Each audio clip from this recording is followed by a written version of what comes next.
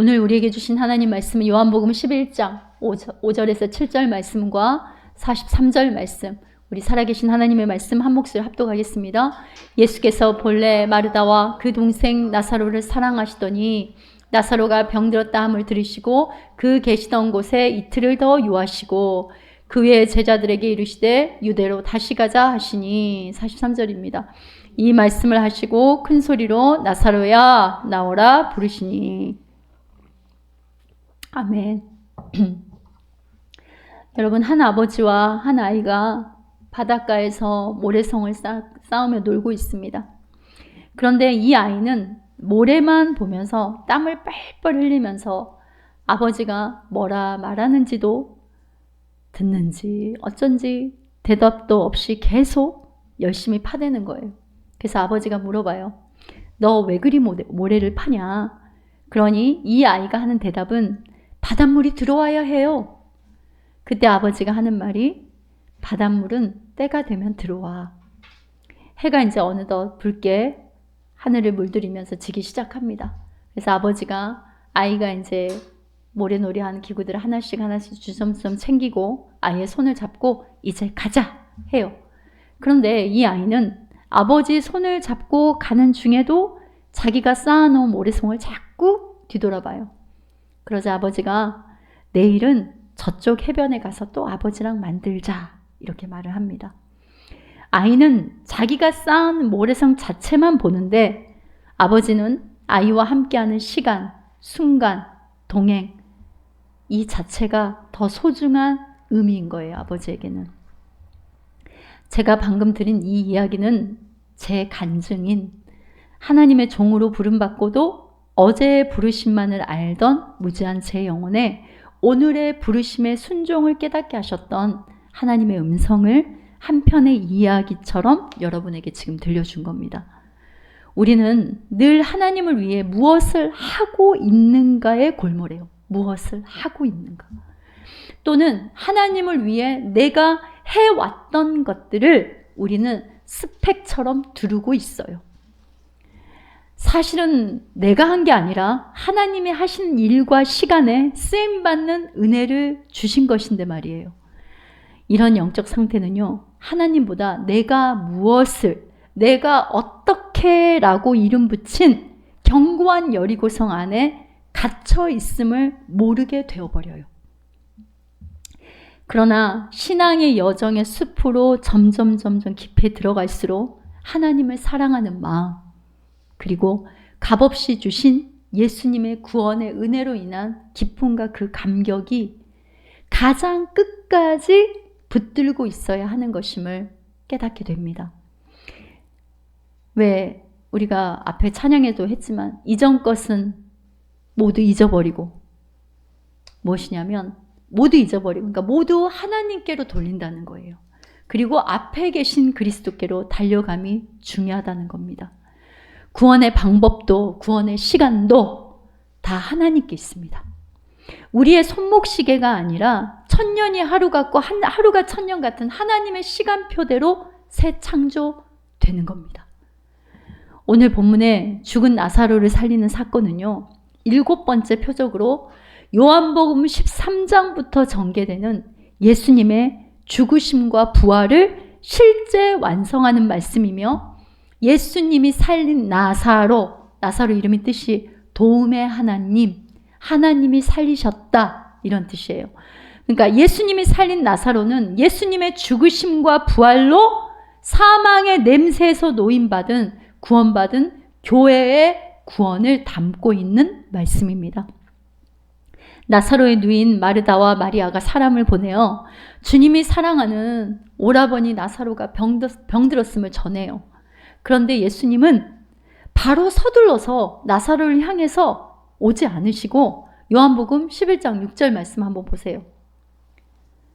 뭐라고 나와요? 나사로가 병들었다 함을 들으시고 그 계신 곳에서 이틀을 더 유하시고, 그러니까 이틀, 즉 사흘째에 이제 이틀을 더 유하시고 나서 사흘째에 제자들에게 유대로 다시 가자 이렇게 말씀하십니다. 그러니까 유대로 가자라고 하는 이 예수님의 말씀은 뒤이어서 보면은 도마가 이렇게 말해요. 우리도 주와 함께 죽으러 가자. 이걸 사도 요한이 일부러 언급을 하는 거예요.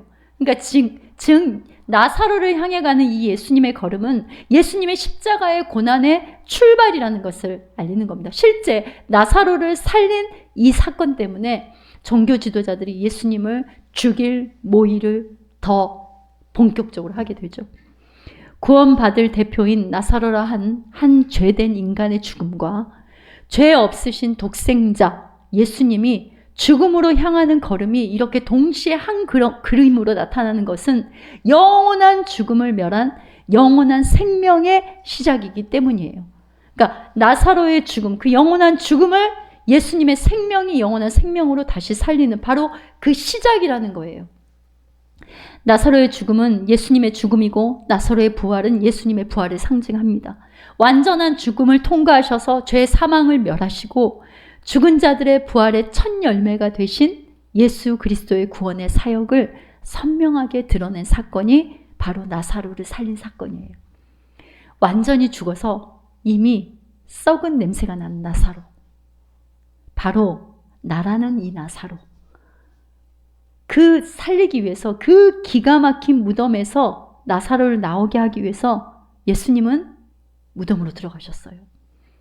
그리고 나사로인 우리를 칭칭 매고 있는 그 천을, 그 죄와 사망의 그 어둠의 천을 갖다 풀어놓아서 다니게 하기 위해서 예수님은 십자가에서 벌거 벗겨졌습니다.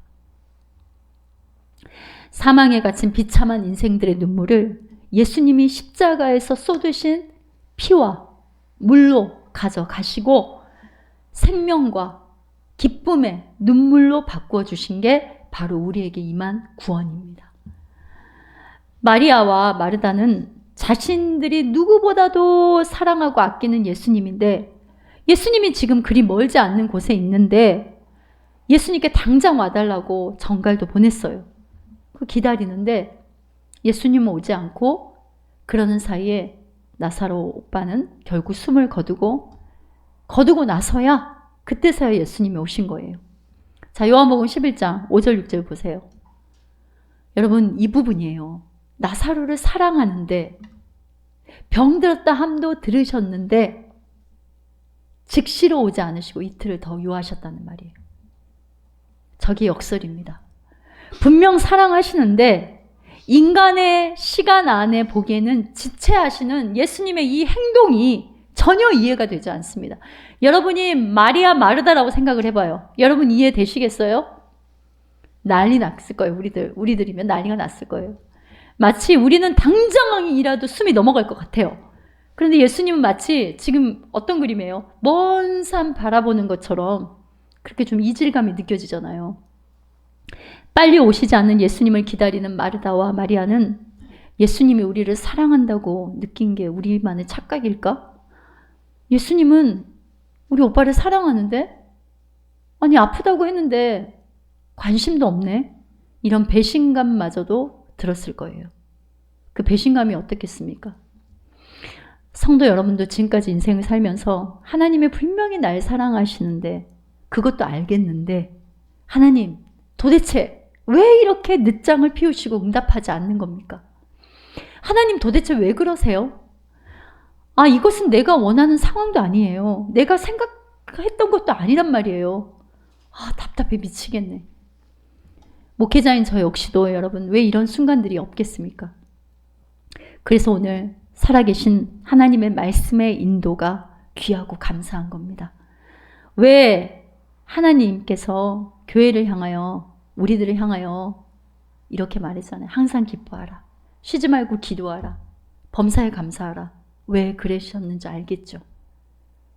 이렇게 말씀으로 우리에게 다시 또 다가와 주시고 우리와 임마누엘 하나님을 함께 하시는데 우리가 그거를 자각하지 못한다는 말입니다.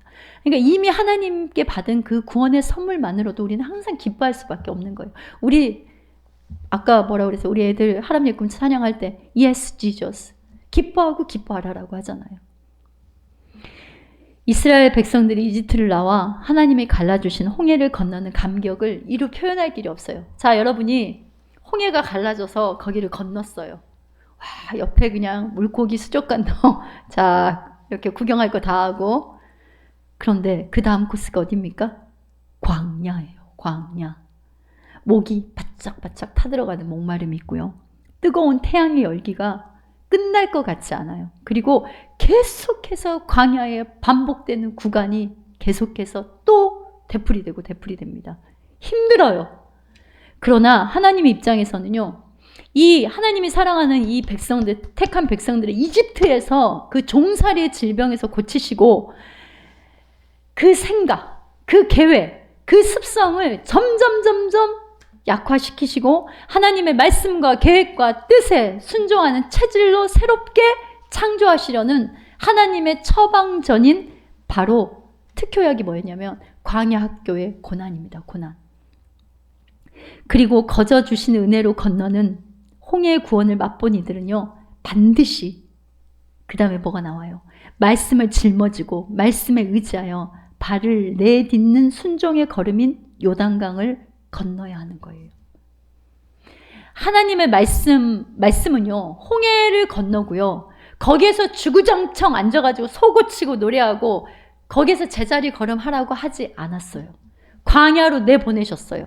그리고 또 요단강을 건너게 하셨다는 말이에요. 그러니까 말씀을 삶의 현장인 광야에서 실제 먹고 깨닫고 내 생각이, 내 계획이 죽는 요단강을 건너는 그리스도의 말씀과 실제 연합된 거룩의 선한 싸움이 있음을 성경은 말하고 있어요. 하나님의 광야교회를 사는 우리에게도요, 외롭고 춥고 메마르고 끝도 없이 펼쳐진 광야를 통과하는 것 같아서 하나님을 향해 던지는 비통과 쏟아내는 눈물이 있습니다. 여러분, 우리가 나눌 때 그런 것들을 또 나누면서 함께 기도하지 않습니까? 하나님, 왜 이때 오시지 않습니까? 그럼 내가 지금 이런 생각을 하진 않을 텐데요. 지금 내가 이러지는 않을 텐데요. 여러분, 이렇게 하나님 앞에 느낌표와 물음표를 가져본 적이 없어요? 없다고 하면 거짓말이겠죠. 그러나 예수님이요, 우리의 이런 순간들을 다 경험하셨어요. 완전한 하나님이 완전한 인간의 몸을 입고 오셨어요. 왜 하나님이 인간의 몸을 입고 와야 되냐면 우리들을 구원하시기 위해서요. 배고픔도 추위도 외로움도 냉대와 무시와 조롱도 다 경험하셨어요. 그래서 오시지 않음이 아니라 이미 오셨어요. 그리고 지금도 임마누엘 하나님으로 보혜사 성령으로 우리 삶에 와 계십니다. 여러분, 이거 믿으시죠? 그러나 우리는 오늘도 은혜를 망각하면 예수님 사랑하시면 즉시 달려와야죠. 왜 살이 썩게 놔두세요? 사랑한다면 이 문제가 바로 눈에 띄게 해결이 되어야죠. 사랑한다면 내 기도에도 응답을 빨리빨리 해주셔야죠. 사랑한다면 이런 고난과 환난이 없어야 되지 않아요? 사랑한다면 내가 이렇게 병에 걸리지 말아야죠. 하나님, 사랑하신다면서 왜 제가 필요할 때 나타나 주시지 않습니까? 하나님 앞에 수없이 이런 원망 섞인 질문들을 던집니다. 그러나 우리가 생각하는 것처럼 우리를 향한 예수님의 사랑이 부족하거나 우리에게 관심이 없어서 우리 때에 나타나 주시지 않는 게 아닙니다. 예수님의 대답은 이거예요. 내가 사랑하니까 바로 눈에 보이는 해결을 주지 않는 거야. 내가 너를 사랑하니까 너가 원하는 대로 문제를 해결해 주지 않는 거야. 만약 그러면 너에게는 나는 말이야, 약통의 즐비한 약 중에 때에 따라서 하나씩 골라서 삼키는 효과 빠른 두통약 정도밖에 안 될 거야. 나는 너희들의 삶의 두통, 복통, 염증이나 순간 치료해주는 두통약, 통증약이 아니란다. 내가 내게 주려는 것은 비록 무화과 나무가 무성하지 못하고 포도나무에 열매가 없으며 감람나무에 소출이 없고 밭에 먹을 것이 없고 우리의 양이 없고 외양간에 소간지가 없을지라도 포도나무 자체이신 예수님으로 인해 열매로 사는 삶, 감람나무 자체이신 예수님으로 인해 기름 부음으로 사는 삶, 바로 십자가를 통과한 부활의 생명을 실제 사는 게 무엇인지, 어떠한 환경과 조건이 나아서가 아니라, 어떠한 조건과 환경이 갖추어져서가 아니라 너희 안에 내주하는 성령에 감동되어 사는 게 무엇인지, 예수로 사는 그 영원한 생명을 주려는 거야. 오늘 우리는 이 음성 앞에 우리의 영혼의 귀를 쫑긋 세우고 다시 예수님의 발 앞에 엎드려야 되는 거예요. 우리는 늘 우리가 하나님을 기다린다고 생각해요. 여러분 그렇죠? 그러나 우리는요 이랬어요. 아담과 하와가 하나님의 낯을 피한 것처럼 우리는 처음부터 도망가고 숨고 피하는데 선수입니다. 내 생각에 수틀리면 견디지를 못해요. 그래서 들로 동생 아벨을 데리고 나가서 돌로 쳐 죽이는 가인처럼 예수님을 골고다로 끌고 가서 죽인 죄인들이에요. 사울왕처럼 예배마저도 내가 원하는 때에 원하는 방식으로 해치워버려요. 사무엘 하면 하나님의 이름이란 뜻이에요. 그러니까 사무엘이 오기 전에, 그러니까 사무엘, 여호와, 구원의 하나님, 예수 그리스도, 임마누엘 기다리지 않아요. 사람의 효율, 사람의 재능과 능력을 가미해서 성령의 기름 부음을 덧칠할 수 있다라고 생각을 해요. 우리가 이런 실수를 얼마나 많이 하는지 모릅니다. 그런데 에레미야가 3장 25절에서 26절, 우리 카페 로비에도 붙어있는 액자에 있는 말씀이죠. 우리 함께 합독해 볼까요? 기다리는 자들에게나 구하는 영혼들에게 여호와는 선하시도다. 사람이 여호와의 구원을 바라고 잠잠히 기다림이 좋도다. 기다리지 못하고 조급하고 성급해요. 그러다 불평하고 원망하는 연약한 모습을 가지고 있는 게 바로 우리가 다 그래요. 그래서 오늘의 은혜의 가랑비가 있어야 돼요. 내리는지 안 내리는지 몰라요. 확 소나기처럼 티가 안 난다는 말이에요. 그런데 어느새 보면은 옷이 다 축축 젖어 있잖아요. 은혜의 가랑비가 오늘도 우리는 필요한 겁니다. 주님이 다시 오실 재림의 시간까지 우리에게 주어진 광야 교회로 시간은요, 이틀을 더 유하심에. 한번 따라해 볼까요? 이틀을 더 유하심에. 바로 그 시간인 거예요. 그러니까 완전한 승리, 영원한 생명, 천국잔치를 위해 하나님이 오래 참으시는 시간입니다.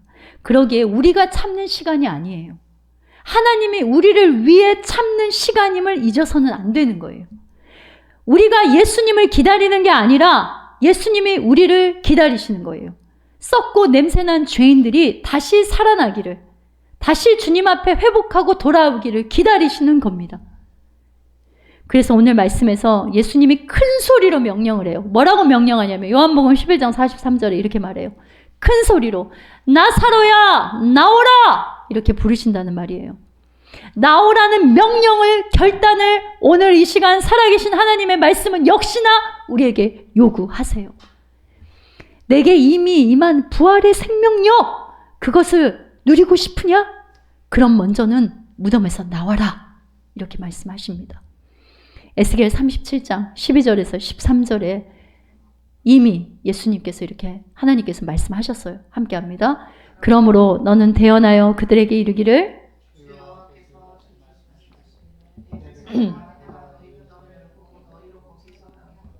이스라엘 땅으로 들어가게 하리라.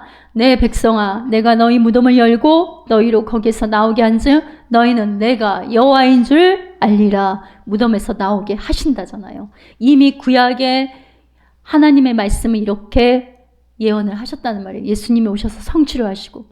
그러니까 무덤에서 나와라 이 말은 뭔 말이냐면 이전 것은 지났으니 보라 새 것이 되었다. 또 다른 말로 하면 쟁기를 들고 뒤를 돌아보지 마라. 여러분 왜 이 말씀이 나오냐면, 자 보세요. 이스라엘은 보통 땅에 돌이 많다는 말입니다. 그러니까 농부들이 쟁기질을 할 때 깊이 파지 않는데, 자 돌들이 많기 때문에 정신을 딴 데 팔잖아요. 그러면 밭이 일자로 갈아지지 않아요. 이렇게. 그리고 이 정신이 딴 데가 있으면 순간 큰 돌덩이가 나타나면은 그 날이 다 부러져 버립니다. 그래서 쟁기를 들고 뒤를 돌아보지 마라. 이게 집중하라는 거예요. 그러니까 가을짓자로 밭을 가는 것처럼 방황하는 무덤에서 마음을 주님께 집중하지 못하는 자기 생각의 그 골몰이라는 무덤에서, 염려, 걱정, 두려움의 무덤에서 나와라! 나오너라! 이렇게 말씀하십니다. 여러분, 지금 이 시대는요, 보고 듣고 느끼는 것마다 불안과 두려움을 자동 생성시킵니다. 그렇죠, 여러분?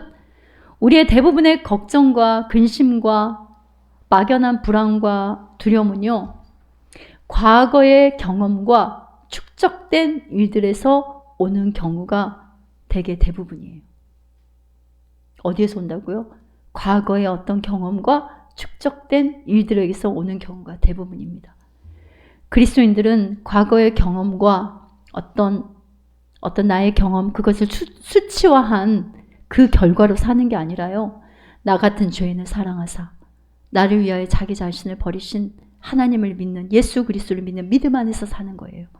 자, 갈라디아서 2장 20절, 여러분 이거 여러분 고백으로 함께 합독해 보겠습니다. 함께 합니다. 내가 그리스도와 함께 십자가에 못 박혔나니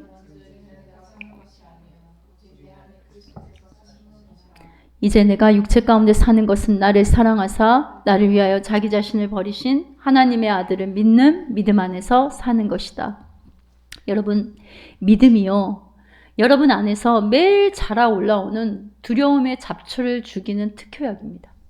그런데 믿음은요, 이 믿음은 여러분의 결심이나 골몰하는 생각으로 절대 자라지 않아요. 이 믿음은 오직 기도를 통해서 하나님과의 관계를, 친밀함을 알아갈 때 자라는 거예요. 성도 여러분, 하나님의 역사를 과거의 일로만 여기거나 과거를 하나님이 오늘 펼치시는, 지금 오늘 여러분 삶에 펼쳐가시는 그것보다 더 위대한 일들로 생각한다면 하나님을 기쁘시게 하는 것이 여러분 아니에요. 하나님은 이스라엘 백성들이 계속해서 과거의 추억에만 갇혀있지 않고 그 장소들을 수없이 계속해서 파괴해 버리셨어요. 거기에 갇혀있게 하지 않았어요. 자, 아모스 5장 5절에서 6절 볼까요? 이렇게 말해요. 베델도 찾지 마. 길갈로도 들어가지 마라. 브에세바로 나아가지 마. 길갈은 반드시 사로잡히겠고 베델은 비참하게 될 것이며 하셨나니 6절 함께 읽습니다. 너희는 누구를 찾아라? 여호와를 찾으라. 그리하면 살리라. 이렇게 말씀하시잖아요. 광야에서 이스라엘 백성들을 그 치유했던 노뱀이잖아, 노뱀. 그것도 누구 때? 노뱀을 갖다가 이제 어떻게 하냐면 이스라엘 백성들이 산당을 지어가지고 딱 그 노뱀을 모셔놓고 그걸 숭배를 하니까 히스기야 때 그걸 어때요? 싹 하나님 부셔버리잖아요. 그쵸? 그리고 언약궤도 마찬가지입니다. 예수님으로 성취가 되었기에, 자, 에레미야 3장 16절에 이렇게 말했어요. 여호와의 말씀이니라. 너희가 이 땅에서 번성하여 많을 때 사람들이 여호와의 언약궤를 다시는 말하지 아니할 것이요, 생각하지 아니할 것이요, 기억하지 아니할 것, 찾지 아니할 것이요, 다시는 만들지 아니할 것이며. 하나님은 단순히 과거의 하나님이 아니시고 지금도 살아계셔서 주님의 피로 값주고 사신 교회를 위해 강하게 역사하시는 살아계신 하나님입니다. 여러분 삶에 역사하고 계시는 살아계신 하나님이란 말이에요. 그래서 나는 나다. 자, 요한복음에 나는 나다가 나오죠. 자, 에고 에임이 출애굽기에 모세에게 나는 스스로 있는 자다. 그러면 하나님이 이렇게 말했어요. 나는 스스로 있던 자다 그랬어요? 아니면 나는 스스로 있는 자다 그랬어요? 있는 자. 현재성으로 말씀하셨어요. 자, 요한복음에 나오는 에고 에임이 앞에 보면서 한번 선포해 볼까요? 자, 함께 읽습니다. 시작. 나는 생명의 떡이요, 나는 세상의 빛이요, 나는 양의 문이요, 나는 선한 목자요, 나는 부활 생명이요, 나는 길 진리 생명이요, 나는 포도나무요. 여러분 이 7가지를 갖다가 하나하나 여러분 한번 깊이 묵상을 해보세요. 여러분의 삶의 모든 영역에 하나님이 나는 나다, 내가 주인이다, 내가 너와 함께한다, 이렇게 말씀하시고 계신 것을 여러분이 깨닫게 될 겁니다. 여러분, 기복은, 자, 제가 항상 여러분 설교할 때 기복은 그리스도의 복음이 아닙니다, 이렇게 여러분에게 잔소리처럼 아주 많이 말씀하잖아요. 근데 여러분, 기복신앙이라는 게 뭐라고 생각합니까? 그냥 내가 돈을 좀 밝히고 물질을 밝히고 명예를 밝히고 잘 먹고 잘 살고 이런 것들만 추구하는 거라고 보통 우리가 생각을 해요. 그런데 여러분, 더 심각한 기복이 뭔지 아세요? 영적 기복이에요. 영적 기복. 즉 자기 후회, 자기 연민, 자기 불안, 두려움을 해결하는 수준 정도로, 날 위로하고 날 치료하는 정도로 복음을 이해하는 거예요. 내가 생각하는, 내가 늘 경험하는 예수님이어만 한다라고 하는 마음의 상태이고 삶의 상태인 거를 말합니다. 그러니까 과거가 신앙의 기준이에요. 그리고 사람이 기준이에요. 이 영적 굴복이 심한 거예요. 이게 더 심각한 거예요. 여러분, 아이가 자라서 어엿한 숙녀가 되었어요. 그런데 꼬마 소녀일 때 신발을 자꾸 신겠다고 하면 어떻게 여러분 하겠습니까? 우리 아이들 어려서 보면은 엄마 구두 신고 맨날 어린이집 간다고 나서고 그러죠.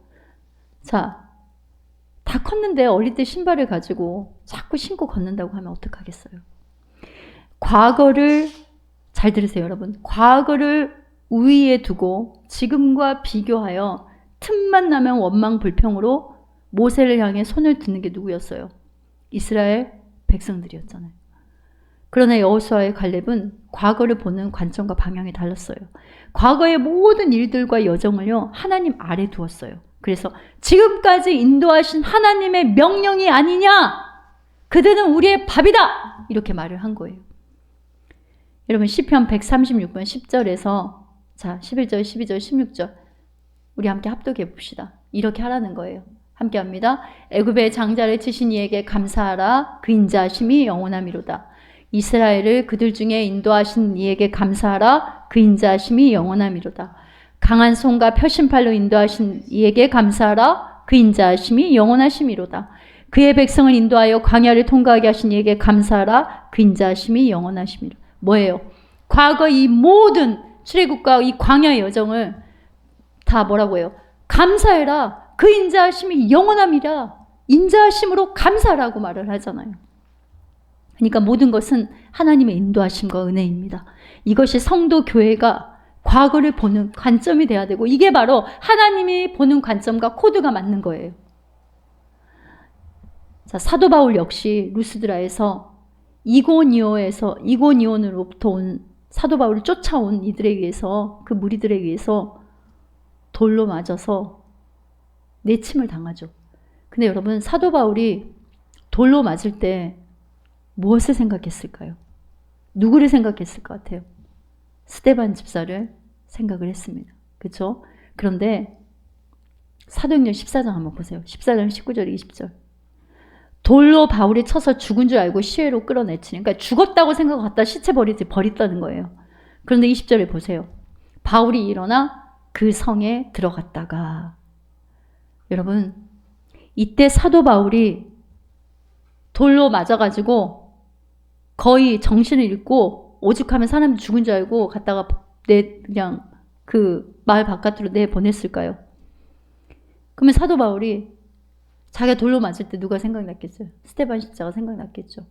그래, 내가 뿌리대로 거둔 거지. 내가 스데반을 죽이는데 편하게 그냥 돌 던지세요 라고 옷도 맡아서 들고 있던 죄인인데, 그래, 나 같은 게 무슨 복음을 전해. 그래, 나는 자격 없어. 과거의 무덤에 빠져서 자기 연민, 자기 비하, 자기 정죄에 빠지지 않았어요.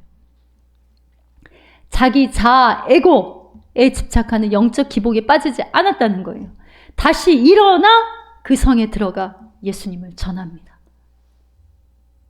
사도 바울의 삶은요, 어떤 사람이든, 우리가 영상에서 뭐라고 나와요? 어떤 과거를 가지고 있던 하나님의 은혜로 새롭게 시작할 수 있다는 것을 보여주는 살아있는 뭐라고 그래요? 증거라고 말하잖아요. 우리의 삶에 임한 예수 그리스도의 십자가와 부활의 생명, 이 하나님의 사랑과 은혜는요, 모든 것을 새롭게 만들고 오늘이라는 시간을 새롭게 살아가게 하는 능력입니다. 그러니까 이 능력은 구해서 받는 게 아니에요. 자, 한번 따라해보세요. 예수 그리스도를 통해 선물로 우리에게 이미 와 있습니다. 그러기에 이제는 여러분, 우리가 과거를 생각할 때 실패든 아픔이든 후회든 뿌듯함이든 그 모든 것들을 사용해 하나님이 독수리 날개로 우리를 업어서 예수님께로 인도함을 맛본 그리스도의 영광스러운 신부들의 정체성으로 기뻐하고 찬양해야 되는 거예요. 기뻐하고 또 기뻐합시다. 감사하고 또 감사하세요. 예수님을 기뻐함이 우리의 힘입니다. 예수님을 기대함이 우리의 인내입니다.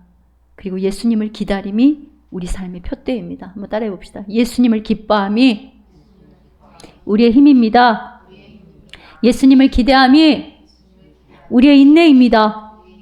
예수님을 기다림이 우리의 삶의 표대입니다.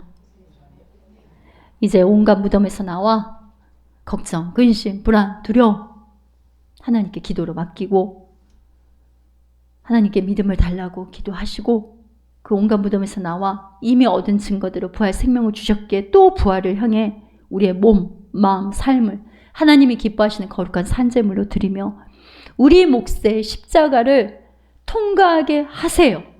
그 통과하게 하시는 인자함을 날마다 고백하며 부활의 증인, 영적 예배자로 살아가는 은혜가 있기를 살아계신 우리 주 예수님 이름으로 축원합니다.